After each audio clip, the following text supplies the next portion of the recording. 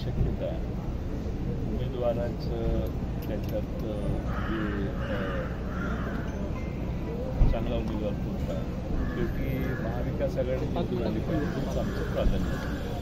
ठीक है सर, सवाल ये है कि आज आप समीक्षा बैठक जो कर रहे हैं, देख रहे हैं कि सबसे ज़्यादा पश्चिम महाराष्ट्र आपने पहली बैठक में ली है. कल अमरावती, विदर्भ, खासकर जालना जैसे मतदार संघ है जहाँ से जालना से जरांगे पाटिल का आंदोलन शुरू होता है और पूरे राज्य भर में फैलता है. ये सब करते हुए आप किन किन क्षेत्रीय चीज़ों को आप ध्यान में रख रहे हैं आने वाले समय के इलेक्शन को देखते हैं? खासतौर पे हमारे जो लोकसभा के चुनाव क्षेत्र है वहाँ पे पहले हम लड़ चुके हैं या हमारी अच्छी ताकत है, वो चुनाव क्षेत्र के बारे में हम वहाँ के कार्यकर्ताओं को बुला के, वहाँ के नेताओं को बुला के तो पवार साहब चर्चा कर रहे हैं.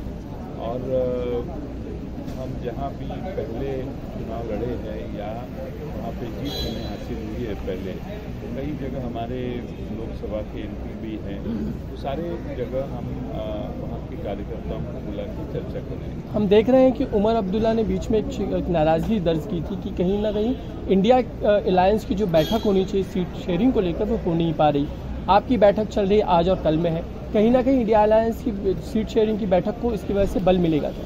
इंडिया अलायंस के बैठक में यह तय हुआ था कि हर राज्यों में ये महीने के अंदर, महीने डेढ़ महीने में सारे जो स्टेक होल्डर्स है वहाँ के राज्य में जो पक्ष मौजूद है उन्होंने इकट्ठा बैठ के उनका जो बंटवारा है वो सब एक दूसरे से बातचीत करके करना चाहिए.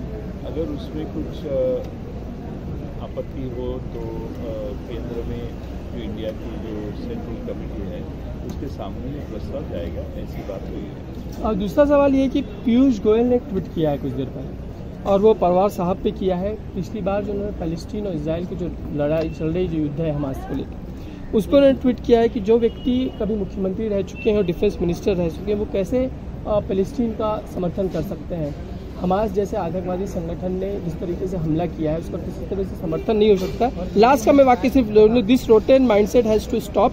आई hope Pawar ji at least now things of the nation first. जब देश इजराइल को सपोर्ट कर रहा है तो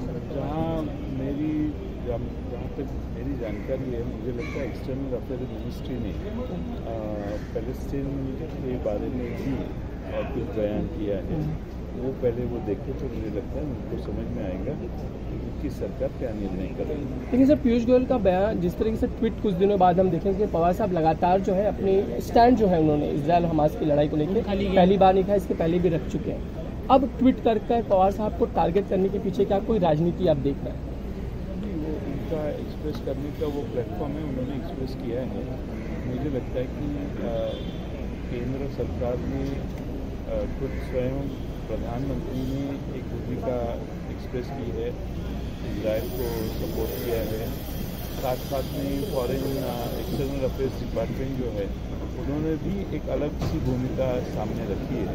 इसमें जो विसंगति है वो देखे ऐसे मुझे लगता है. अजित पवार गुट में गए हुए कुछ एमएलए आपके अजित पवार गुट में गए हुए कुछ एमएलए आपके संपर्क में है और वो वापस आना चाहते हैं, ऐसी एक बात सामने आई है. क्या इसमें ऐसे वो हमारे से बात कर रहे हैं, कुछ लोग आके मिलके भी जा गए हैं.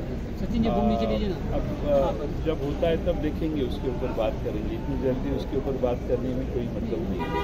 लेकिन पवार साहब ने जिस तरह से कहा है कि अभी वापस आने का कोई जो मार्ग है वो अभी बंद किया जाएगा, इस तरह से जो उनका बयान आया था उसको देखते हुए जो एमएलए है उनके भी मन में कुछ आशंका है और वो आशंका आपके साथ बातचीत है. वो हमारे बहुत साल से हमारे से संबंधित है, हमने साथ में एक बार काम किया है, इसलिए वो कुछ लोग आके मिल के जाते हैं, कुछ उनकी इच्छा सामने रखते हैं. इसका मतलब ये नहीं है कि कल आ गए वो या कल आने वाले हैं. मुझे लगता है कि वो अलग, हर एक की अलग अलग केस है और उसके बारे में आज विचार करने की कोई जरूरत नहीं है. जब वक्त आएगा तब देखेंगे.